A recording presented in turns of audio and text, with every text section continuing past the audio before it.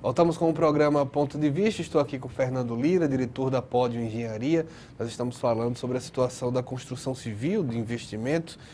Nesse processo de 2007, 2009, já com a apresentação do Minha Casa Minha Vida, como foi que isso se deu? Como foi que o mercado da construção civil avançou nesse momento? Na verdade, o mercado ele vinha de uma demanda muito grande, né? Uma demanda habitacional, uma demanda que tinha uma população muito grande, que há muito tempo não era uma população consumista, que era, a gente está falando de classe C, de classe D.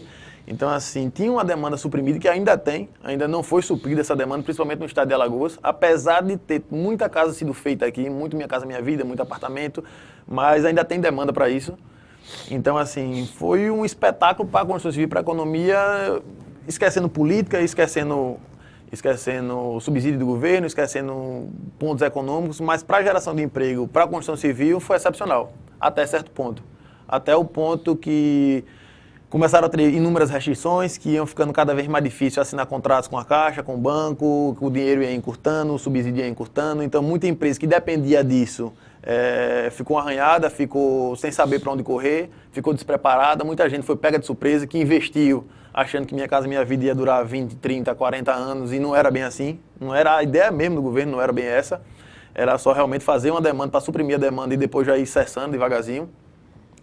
A Pódio não, como a gente sentiu, a gente usou esse auge do Minha Casa Minha Vida e já sentindo uma retração político-econômica, a gente resolveu pular, ir para um nicho diferente. A gente queria fazer já loteamento, na realidade a gente já fazia loteamento popular, a gente começou em Atalaia, mas queria fazer um condomínio fechado, visando quem não era da classe C, visando uma classe B, um negócio mais organizado. Quem não queria pagar tão barato, mas quem não tinha condições de pagar muito caro e queria toda a segurança, toda a infraestrutura de um loteamento fechado. Então aí a gente fez Coruripe, a gente fez Rio Largo. E aí foi onde surgiu Minha Casa Minha Vida, o Milagres, São Miguel dos Milagres. Foi aí que a gente deu um salto um pouco maior, resolveu fazer um classe A ou um classe AA para atender um local que merecia isso, que não tinha nenhum empreendimento dessa região, e um público que merecia também. A Pódio, nesse sentido, que eu estava vendo, ela teve o Minha Casa Minha Vida em 2007, quando começou isso. Vocês estavam já pensando na parte de habitação popular. E também na questão da habitação popular tem algo que também teve que ter projeto imediato, que foi a enchente. Como foi lidar com a enchente? Um dos pontos, a gente acabou de fazer uma matéria em que mostra que, tipo, hoje, em 2017, você tem quase 7 anos do evento e tem casa que ainda não foi entregue. Assim, o processo inteiro, como as casas da enchente, é um processo muito complexo. É um processo que não depende só de construtora, um processo que não depende só de agente financeiro, que é a Caixa, é um processo que não depende de governo, é um processo que não depende só do mutuário. Então, assim, é um conjunto de fatores que tem que caminhar juntos em perfeita harmonia para que, no final, o objetivo seja conquistado por todos. Então, assim, durante essa caminhada, como foi aquela agonia de fazer projeto, e o governo realmente arregaçou as mangas para fazer as casas da enchente, diferente de outros estados até, o governo de Alagoas foi muito empenhado em fazer as casas da enchente. Só que muita coisa foi feito meio que correndo, meio que sem tempo de planejar, sem tempo de organizar. E, pela Pódio, a gente teve até certa sorte, porque a gente pegou obras da enchente, mas com poucas unidades, em municípios mais pacatos, teoricamente, e não foram as primeiras. Então, assim, as primeiras tiveram invasões, tiveram sem terra entrando, destruindo tudo. Então, como a gente pegou, já estava uma situação um pouco mais harmoniosa. E já tinham se resolvido esse tipo de situação, já tinham aprendido, tanto a instituição financeira como o governo, como é que se trabalhava para esse tipo de habitação. Então, para a Pódio, a gente não teve problema nenhum. A gente executou nossas unidades, entregou para os mutuários certinhos, os mutuários já estão usando, não teve nenhum problema na entrega, não teve nenhum problema de falta de casa, de organização de nada. Mas eu digo isso por outros construtores, porque eu vi realmente a gente construindo, a gente via o drama de muita construtora, de muito mutuário, a gente via o drama de governo, a gente via o drama de Caixa Econômica. Então, faltou... Mas por que acontecia esse drama? Porque foi muito rápido, o processo foi muito rápido. A gente estava falando de um nada para um enchente, no outro dia precisa ter casa, o povo morando na rua, o povo morando em barraca. Então, assim, foi muito correndo. Então, muitos órgãos, como o Casal na época, como o CEAL, eu não lembro se era CEAL, mas Eletrobras, que seja, foi mais ou menos fazer correndo, fazer projeto correndo para poder organizar logo, para poder aprovar logo tudo, aprova, para poder executar o projeto. Então, assim... Mas tem sempre um mito, até aumentado com com a rede social, que é tipo, olha, mas quando é no Japão, o pessoal constrói em 7 dias. Não, não tem mágica. A construção civil não tem mágica. Se precisa planejar, para poder executar. Quanto mais planeja, melhor executa. Quanto menos planeja, pior executa. Se você planejar pouco, a tendência de aparecer alguma surpresa durante a construção é quase que 100%. Se você planeja muito, a tendência de acontecer alguma surpresa e alguma coisa não planejada, ela diminui muito. Então, assim, como a enchente é uma coisa emergencial, não se tem nem tempo de planejar. Se planeja, se pensa em tudo, se tenta resolver tudo, mas, obviamente, uma coisa ou outra, ela escapa. Ela escapa e ela é feita meio que vamos fazer, mais que no peito. Então, assim, muita coisa passou nesse sentido. Passou a ser resolvida durante a obra. Durante a obra, executando as casas, aí tá aparecendo um problema X, vamos resolver, aí tá aparecendo outro problema, vamos resolver, entendeu? Então, assim, teve muito problema nesse sentido. Mas eu ainda acho como positivo. Mesmo com todos os problemas de entrega, de casa de enchente, de problema de esgoto, de problema de abastecimento d'água que tiveram em alguns conjuntos, mesmo assim, eu ainda acho que todo o sistema, no geral, das enchentes aqui em Alagoas, ele ainda foi muito positivo. Muita gente recebeu casa, muita gente mudou de vida, muita gente que tinha uma casa muito simples, que foi levada, hoje vive numa casa que tem água, que tem luz, que tem tratamento de esgoto. Então, assim, eu vejo ainda como o enchente muito mais positivo do que negativo. Ele muito mais suprimiu uma demanda de quem realmente não tinha como ter, do que uma coisa negativa de muita gente diz, rapaz, mas tem gente sem casa, mas aconteceu isso, mas teve conjunto que não funcionou. Teve. Obviamente tiveram inúmeros problemas, mas eu acho que no geral a tendência é que foi um negócio realmente positivo. Eu acho que deu certo. Desse momento se passou para a situação já de uma classe mais B, A. Foi o que a gente chama de Minha Casa Minha Vida 2. Na realidade, o governo, já não podendo dar tanto subsídio, ou já não tendo de onde tirar, ele começou a precisar cobrar. Precisar que o mutuário, além de ganhar uma casa praticamente de graça, ele que ajude a pagar seu imóvel também. Porque ajudando a pagar seu imóvel, na ideia, você tinha um sentimento de que era meu, eu estou pagando, eu vou cuidar melhor dele. De repente, não esculhambaria, não quebraria o imóvel, eu tomaria melhor conta. E já ajudaria o governo no sentido de menos subsídio. Então foi aí que apareceu Minha Casa Minha Vida 2, ou Minha Casa Minha Vida 3 agora, quem é que chama de faixa 1,5, faixa 1, faixa 2, que é quem tem um salário e meio, 2 salários. Então esse pessoal já paga uma prestação, determinada prestação, para poder diminuir isso no custo do governo, que chama.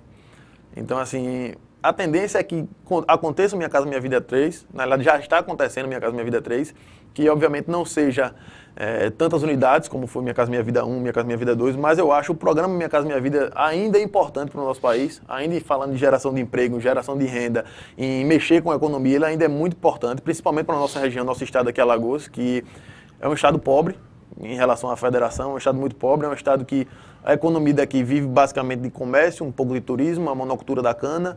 Então, assim, é muito difícil e a construção civil, ela é muito importante na economia do nosso estado. E eu tenho muita esperança ainda que o Minha Casa Minha Vida 3, com todos os erros corrigidos, ele vai continuar.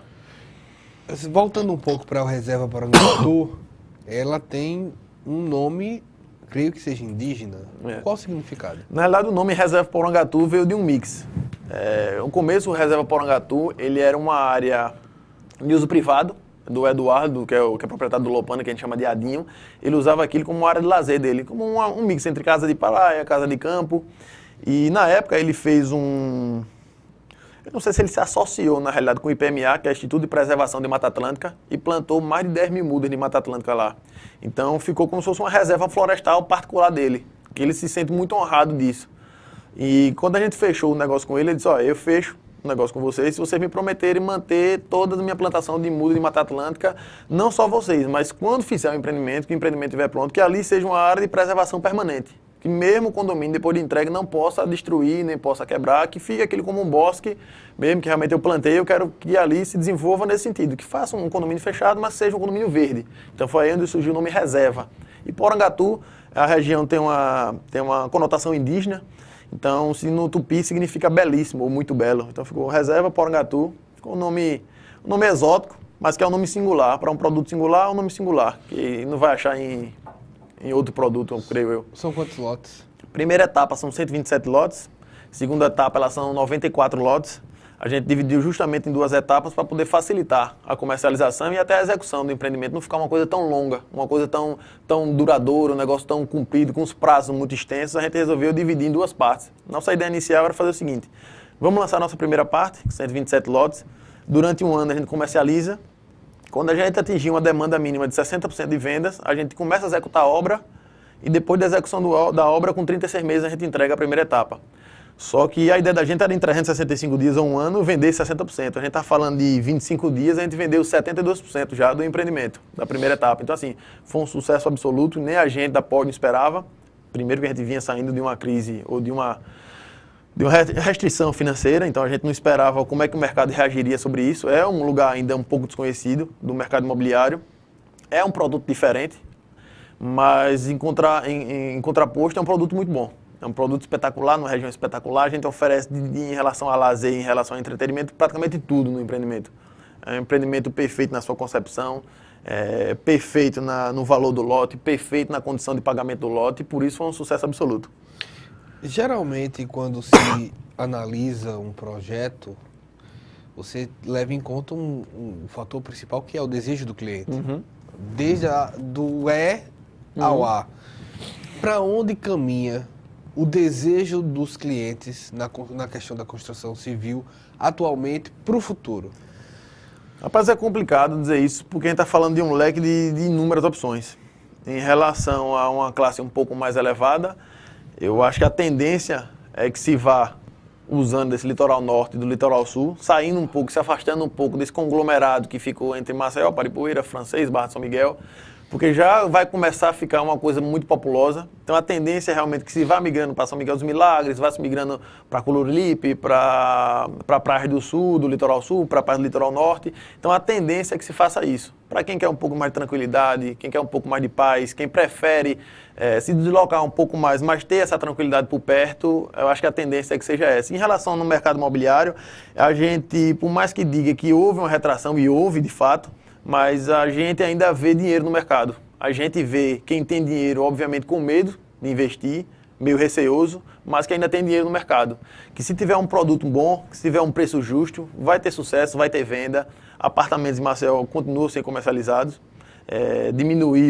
Obviamente diminuiu. Antes o cliente que olhava 1, 2 apartamentos já comprava um terceiro. Hoje não, ele olha 20 para poder fechar o negócio. O cliente aprendeu a comprar, o cliente aprendeu a investir, o cliente ele está mais sensibilizado, ele está mais sensível à construtora, à situação da construtora, ele estuda muito, ele vê como é a situação econômica da construtora, o que é que ela já construiu, o que é que ela já fez. Então, assim, eu acho que essa crise vai passar por aqui em breve. Eu acho que 2017 ele vem melhor para a construção civil. Eu espero que seja pelo menos no primeiro semestre, até que não, mas no segundo semestre, já seja um segundo semestre bom para a construção civil, que a gente já começa a deslocar um pouquinho, que começa a voltar o que era a construção civil em Maceió, que sempre vendeu, que sempre teve uma demanda boa. A gente está numa situação ainda melhor do que outras metrópoles, como Recife, do que Salvador, até São Paulo, porque teve uma demanda muito grande, a gente não teve uma demanda tão grande, a gente ainda tem condição de vender, condição de venda. Então, assim, eu acredito que 2017 ele seja um ano de reaquecimento. Então, no começo do ano não, mas no segundo semestre, pelo menos, a tendência é que seja. Pois bem, muito obrigado, viu, Fernando, por dar essa entrevista. Fica à disposição. A gente volta já com o programa Ponto de Vista.